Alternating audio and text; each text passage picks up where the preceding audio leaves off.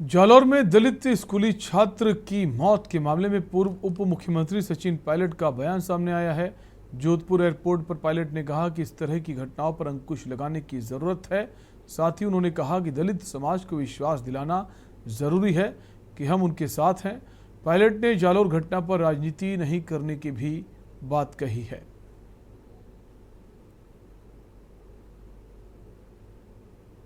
और भविष्य में कर रहे हैं, सरकार अपने विवेक के अनुसार उचित कार्रवाई करेगी। कुछ कदम पहले भी उठाए हैं और भी उठाएंगी, लेकिन हमें चाहते हैं कि इस दुख की घड़ी में हम सब उनके साथ खड़े रहें। बात राहुल गांधी जी की नहीं है, चाहे कांग्रेस पार्टी हो चाहे कोई व्यक्ति हो, इसमें राजनीति करना उचित नहीं है।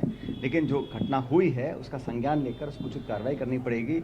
और भविष्य में खासकर हमारे दलित आदिवासी समाज के लोग, भाइयों बहनों को, परिवारों को ऐसा ना लगे कि उनके लिए जो हम लोगों ने प्रावधान करे हैं वो कहीं कमज़ोर हैं, क्योंकि कहीं ना कहीं कमी होगी तभी तो लोग बार बार इस प्रकार की घटनाओं को अंजाम दे रहे हैं। अभी पाली जिले में एक नौजवान दलित के साथ जो हुआ, क्योंकि उसने मूछें रखी थी, उसका कत्ल करा गया, उसकी मौत हुई। तो इस प्रकार की घटनाओं से बहुत मनोबल कमज़ोर होता है, लेकिन हम सब साथ खड़े हैं दलित समाज के, और उन सब लोगों को न्याय दिलाने के लिए कोई कसर नहीं छोड़ेंगे। जो मदद है, सहायता है, सहयोग है, वो भी हम लोग करवाएंगे। लेकिन आज तो इस दुख को बांटने के लिए हम लोग यहाँ पर आए हैं।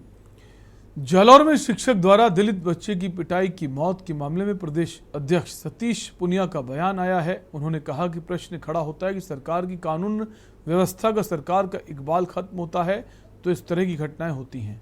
प्रदेश में लगातार दलितों पर अत्याचार हो रहे हैं। इन सब घटनाओं का कोई जिम्मेदार है तो वो मुख्यमंत्री अशोक गहलोत हैं।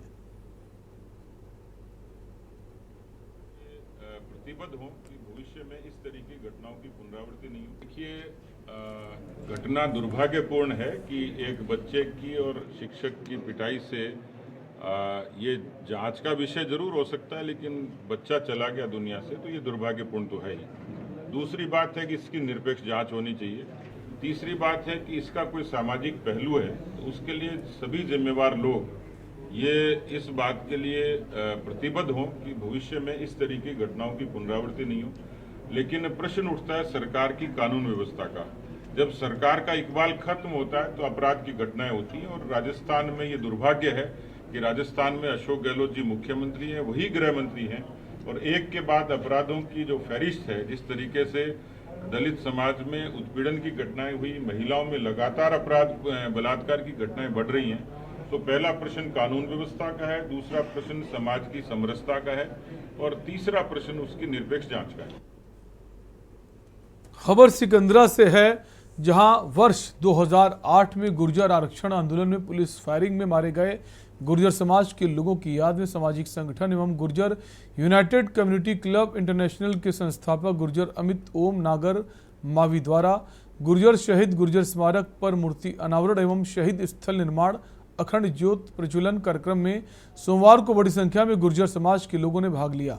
सिकंदरा में जयपुर आगरा राष्ट्रीय राजमार्ग के समीप गुर्जर शहीद स्मारक पर मूर्ति अनावरण कार्यक्रम में गुर्जर समाज के संगठनों के पदाधिकारियों सहित आंदोलन में मारे गए लोगों के परिजनों ने मूर्तियों का अनावरण किया। इस दौरान शहीद स्थल पर अखंड अमर ज्योत प्रज्वलित किया गया। इसके बाद अमृत महोत्सव कार्यक्रम के तहत ध्वजारोहण किया गया।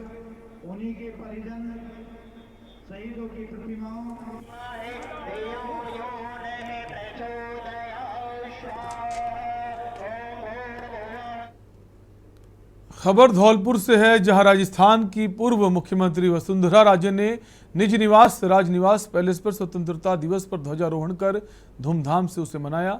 स्कूली बच्चों और अपने समर्थकों के साथ राष्ट्रगान कर तिरंगे को सलामी दी।